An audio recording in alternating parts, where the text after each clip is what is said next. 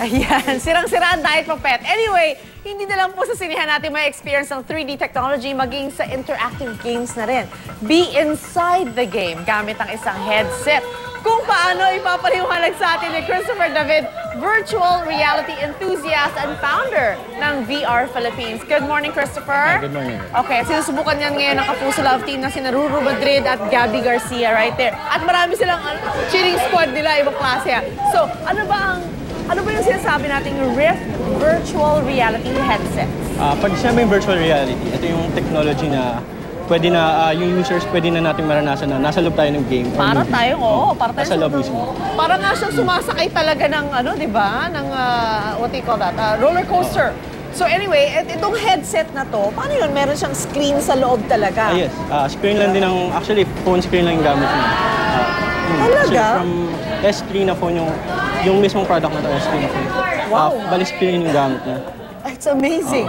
So, paano May resolution ng screens natin. Alright, so paano ba ito ginagamit talaga? So, lalagyan mo lang siya sa ulo mo and then, that's it?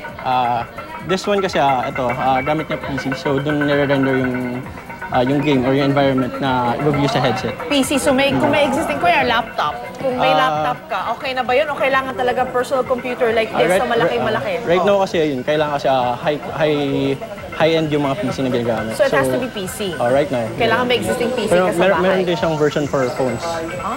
May version for phones? Yun yung mobile na virtual reality. Okay, gusto ko lang malaman, Ruru, kamusta experience mo dyan? Nalulula ka ba? Natatakot na po, parang kailangan ko ng kayakap ngayon dito. Wow!